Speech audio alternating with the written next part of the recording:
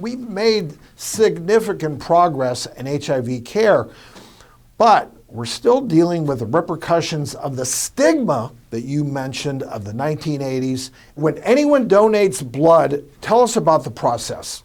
In our country, we screen individuals ahead of their blood donation along many criteria, and then the blood is then tested for a variety of pathogens, including HIV.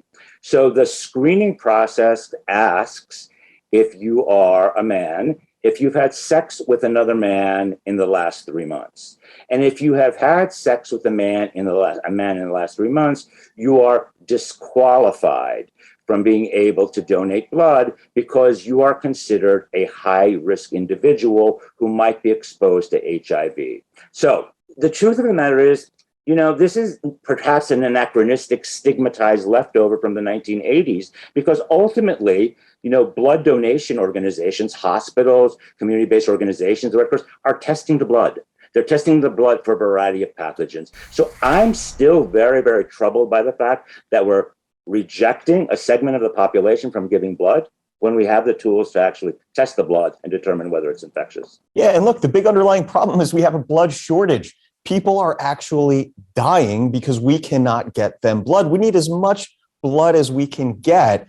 So, my question is this going on in other countries as well? Like, are gay men banned from donating blood in other countries? There are 17 countries that have no restrictions, including Argentina, Italy, Russia, South Africa, Spain, and Hungary and France. So these are countries that are equivalent countries.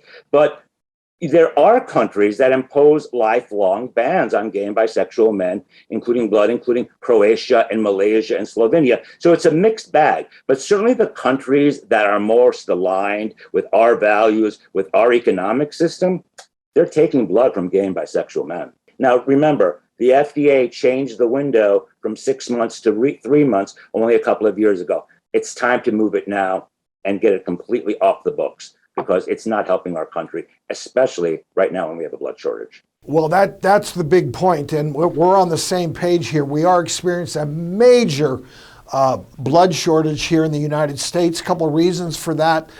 COVID, the pandemic, there were fewer people donating blood. They didn't want to go out. They had to cancel multiple blood donation drives that were going on. So for a lot of reasons, we have a huge blood shortage. We have to do everything we can, think smart, to get as many people to donate blood. And of course, that is always our plea here on The Doctors. If you can, please donate blood. Dr. Halkitis, thank you so much for all your insight, great information. Thank you for having me.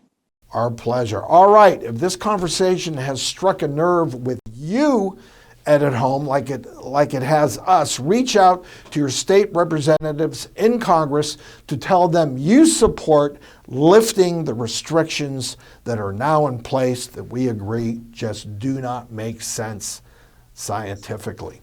And for more information, go to our website at thedoctorstv.com.